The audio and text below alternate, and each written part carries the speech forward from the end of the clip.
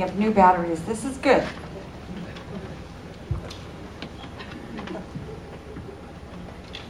Today I want to spend a little bit more time talking about one of the blocks, the major obstacles to our evolution. I told you last week that we're going to step into an exploration of the practice of loving kindness.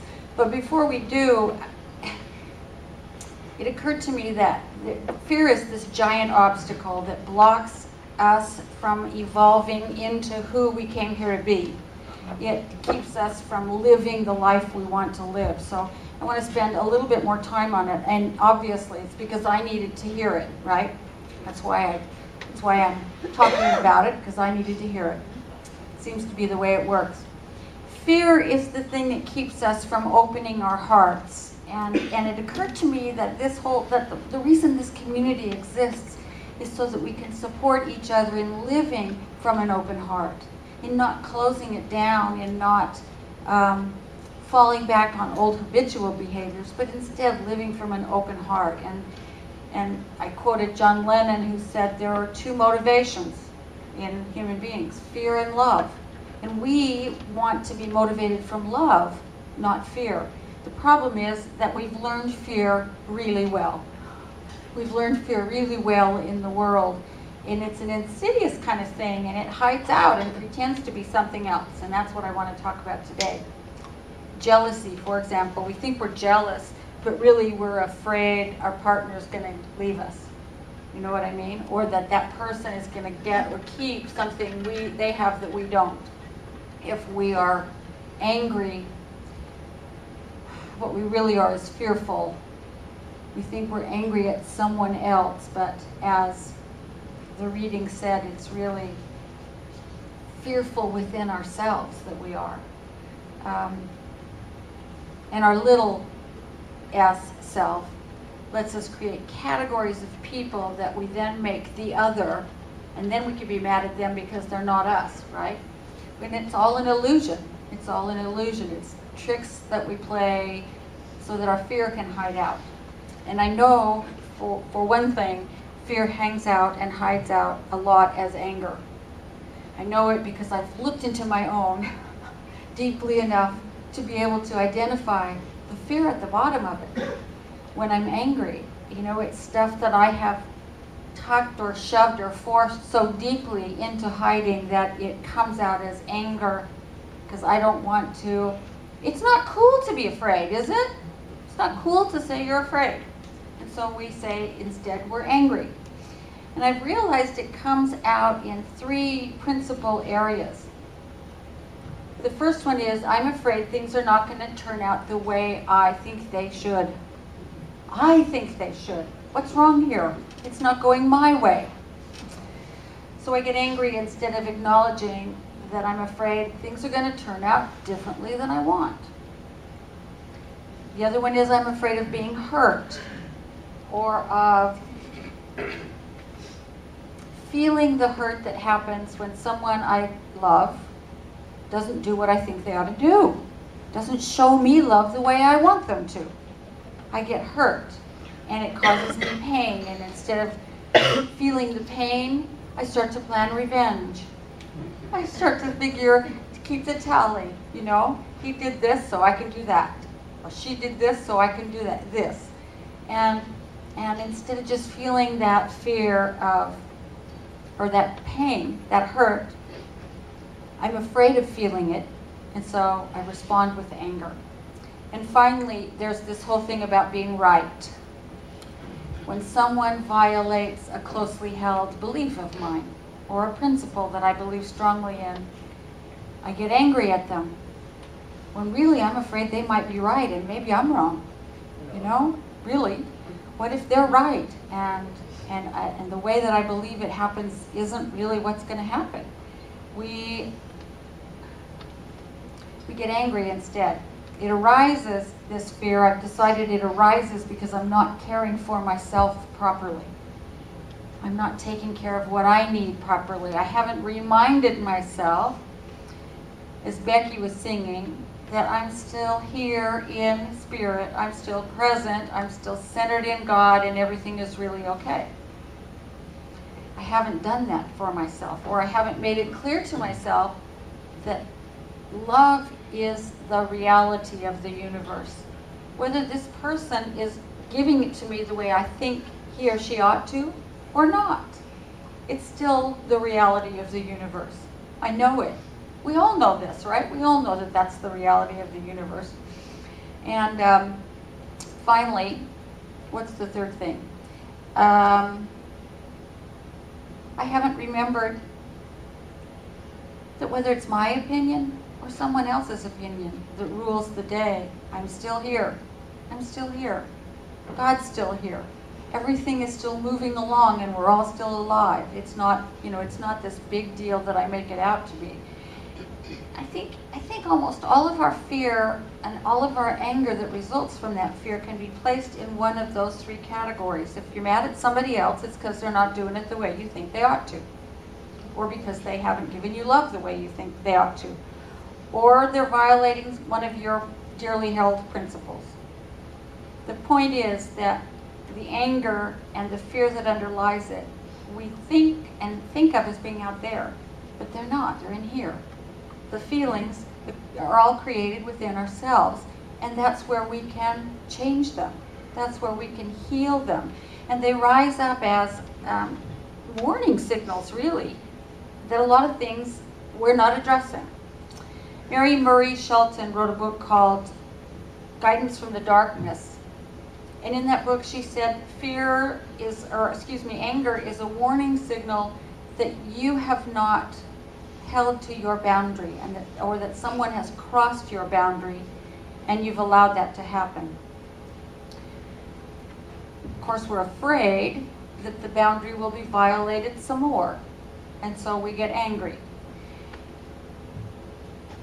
And I just want to say, I don't think all anger is bad. Sometimes it's like rocket fuel. It has been for me anyway. It sometimes fuels us to do things in the world like fight for justice and stand up for people's rights and represent, be a voice for fairness. Sometimes it makes us find our own boundaries and declare them.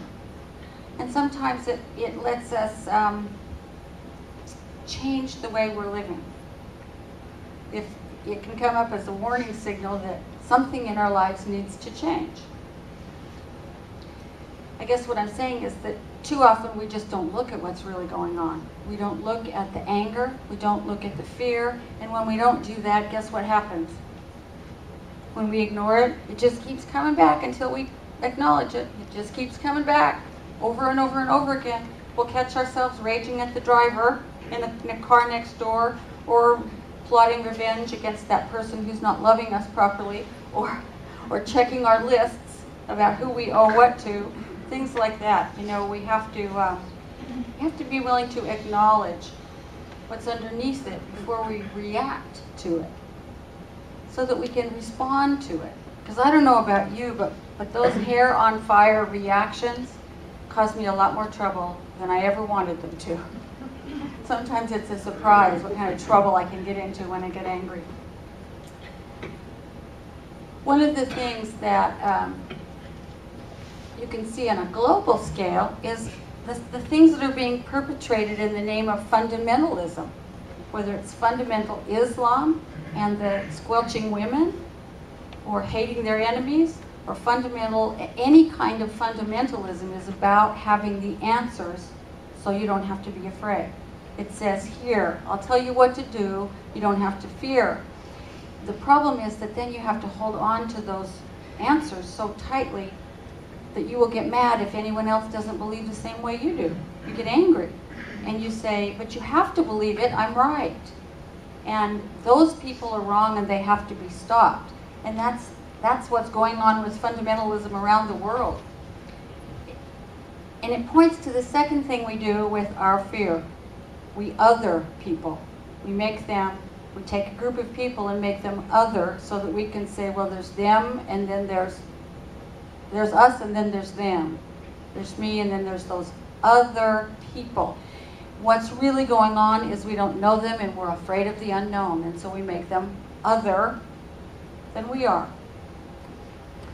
I read a story in that same book about a man who decided to take his wife to the theater, and they got all dressed up and drove to the theater, and he missed his turn into the parking lot. So he had to go into a parking lot that was kind of, it had guides for people to drive certain ways in the parking lot to turn around. And as he got in, there was a car behind him that was full of angry young men, and they were honking and swearing and carrying on. And he thought he ditched them, and then he turned around and saw that they had stopped their car sideways and blocked him from leaving the parking lot. Well, he was a big guy, and he grew up on the streets, and so what he did was get out of the car and run at them. And they got in their car and drove away, and he thought, well, that was cool. And as he was walking back to his car, they drove up behind him doing 30 and hit him and knocked him 50 feet in the air and almost killed him. After he had recovered, gotten out of the hospital, the first thing he noticed was how angry he was and how fearful that it was going to happen again. He decided he would go and buy a gun. And so his friend took him to the gun store and said, I want you to tell the gun store owner why you want this gun. And he said, I want it to kill people if this ever happens again. And then he heard himself and he said, oh, I don't think this is the right place for me. I don't think I want the gun after all. He was still hurt and angry and frightened. But he decided he would go to the sentencing hearing for the driver. So he got out, the elevator doors opened on the level of the courthouse he was supposed to be at, and there sat the driver all by himself in the hall. And the driver said, the judges told us we have to wait.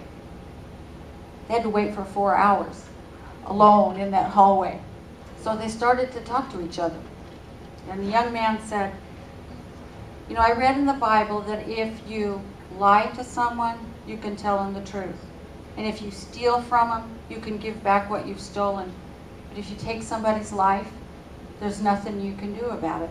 And I almost took your life, and I'm very sorry.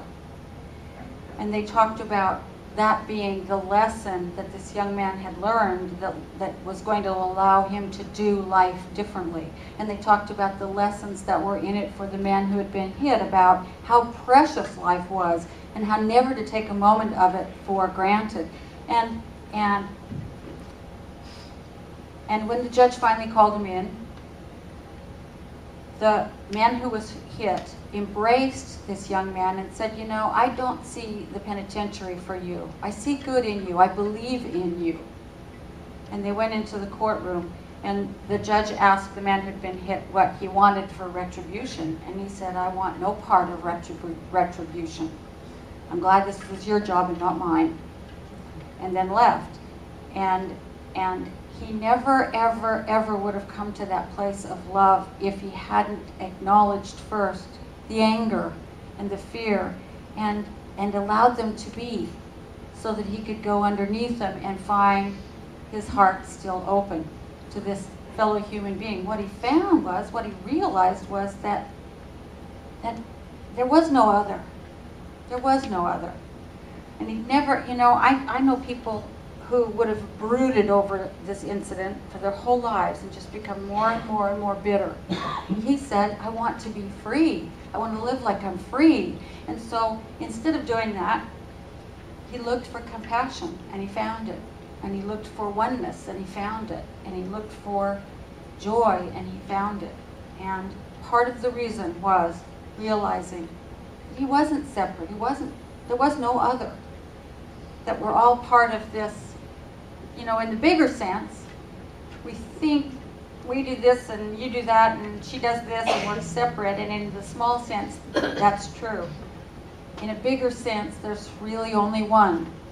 This universal intelligence that we're all part of. And so the question becomes, what's here for me?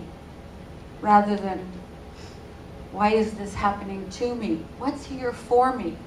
Where is the gift? Where is the lesson? Our founder, Ernest Holmes, said, Fear is nothing more than the negative use of faith. Faith is misplaced in fear. It's a belief that there are two powers in the universe and not just one. And that it is a mental attitude, probably the most important thing he said.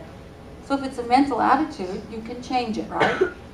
You can change it. If your mental attitude is faith in fear, you can change it to faith in life. He said again, since we can't contract the absolute, we can't make God smaller, we have to expand the relative. We have to expand the relative. We have to take our relative mind and expand it into the mind of the universe, into the infinite mind that we participate in. And once we do that, he said, all we have to do then is accept that the being that we are is part of the divine being. That some people call God, and some people call Allah, and some people call the universal intelligence, and some people call Great Spirit, and it goes by a million different names, and it's all the same thing. You know, it's that creative impulse that brought everything into being. So Holmes says all we can do is accept that we're part of that, and once we do that, we've overcome fear. Once we do that, we've overcome fear. We have to expand the relative into the realm of the infinite. And when we do that, whatever we're doing, looking for that thing that's there for us, or still stuck in the, why are they doing this to me? Everything we do becomes sacred. It becomes sacred work. We're standing on holy ground. As soon as we open ourselves to the realization that we're part of that one singular life and power and intelligence. Wherever we are is the sacred place of transformation for us.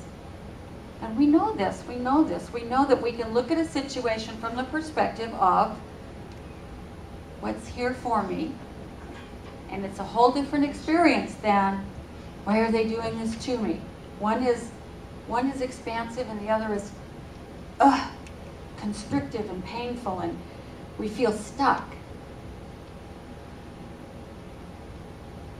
When we ask where is the lesson or the gift or the thing that's here for me, we feel empowered and we feel expansive. And it only takes a second. It only takes a second. Because the first thing that we're going to do, because we're human beings, is to have that rush of fear or anger. That's the very first thing we'll do. Or othering. When we start to see a group as other, we can ask ourselves instead, right after that, what is here for me? And in that one question, we change everything. We recognize that we are a center in the universal intelligence which is operating through us. And all the mystics have said the same thing. They have all said that spiritual power is the recognition, the consciousness of oneness with that spirit, with that universal intelligence. That is spiritual power. When we make that realization, then all of our spiritual power is available to us. And so the key is, of course, to work with this when things are good, so that your tools are sharp and ready to go when things aren't so good. Sometimes when we have to pull something out for the first time and we're trying to build the airplane as we're going down the runway, it works better if the airplane's already built. It really does. It works better if we practice this stuff when things are going well. When, we run into a little annoyance, like the person who pulls in front of you on the freeway. What's here for me? And how can I see this person as not separate? What's going on in me? What am I really afraid of? Instead of just, yelling at them. What made you angry in the last month? Take a look at that for yourself and see what trigger was getting tripped. What trigger of fear is getting tripped when you get angry? What is it that you're afraid you're going to lose or that someone is going to take away from you? And look at who it is that you other. Is it people of a different color? Is it gay people? Is it lesbian people? If you're a man, is it women? If you're a woman, women. Yeah, if you're a woman, is it men? There is often a group we make separate from us, and we don't find out about until we're willing to, and we just make them the other one. And once we remember that that's what we're doing, and that underneath whatever criterion we've chosen, we're all part of that one. There is no other. We step into our spiritual power. So what I'm suggesting is you look at this and just open yourself to what's there to discover for you, because everyone will have a little bit different circumstance that makes their hair start on fire. If you spend a little time thinking and delving and discovering when things are running smoothly, then when that bumpy road happens, you're ready. You still know where to put your feet, and you still know where to pitch your mind, and you still know how to open your heart to it.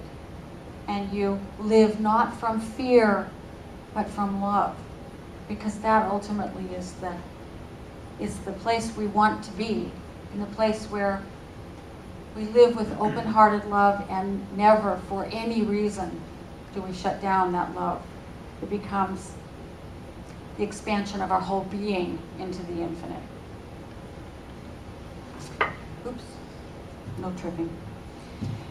And so I want to invite you right now to join me in a few minutes of affirmative prayer. We call it spiritual mind treatment because we treat our minds to the truth. And so simply relax with me as I speak my word, and let my words be yours if they're comfortable. Because in this moment I know that there is only one. There's one life, one infinite intelligence, one universe, and that the power and presence that created the universe and everything in it continues to create moment by moment, day by day, and it lives in me and as me and through me and experiences itself by means of me. It is the thing that wakes me up in the morning, that gives me life and being, and that allows me to be aware that I am aware. And I know that this is simply the truth of who I am, and I know it's the truth of every person here, every person everywhere. We are all embodiments of that one life and that one intelligence. And that we are all the place the universe knows itself in consciousness. And that we are all seemingly separate, but truly all one. Because there is only one. And so knowing this, I know that I and everyone here understands that fear is fear. It's a feeling to be experienced. And that anger sometimes hides it. And that we move toward that realization together that there is never any reason to let fear or anger or mistrust close us off from this infinite supply of life and love and being that the universe is ever giving to us. Always saying yes to us as we ask it. Always saying yes to us as we expand our consciousness into it. Because I know this is the truth of each one of us. I give thanks. I give thanks that this life happens through me. I give thanks for the whole experience of it. The bumpy and the smooth. The frightening and the wonderful, soothing, loving. The anger and the realization that comes right after it. I give thanks for all of this crazy, wild adventure called life. And from this place of gratitude, I let these words go, knowing that it's never me that does the work. It is simply me that says yes when the universe says yes to me. So in gratitude, I let them be. And we acknowledge and anchor it by saying together, and so it is. I am remembering who I am. I am remembering who I am.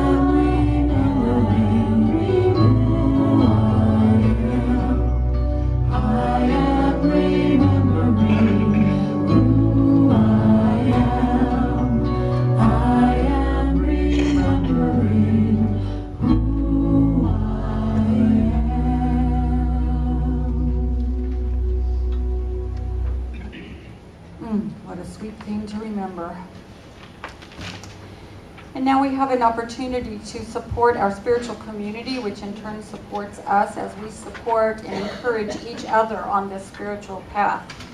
And it's a moment simply to take time to be grateful for all the blessings in your life. I mean, think about how amazingly blessed we are, and how amazingly blessed we are to be here with each other and encourage each other and support and love one another. And as we do that in return, we're supported and loved and cheered on. And so let's repeat together.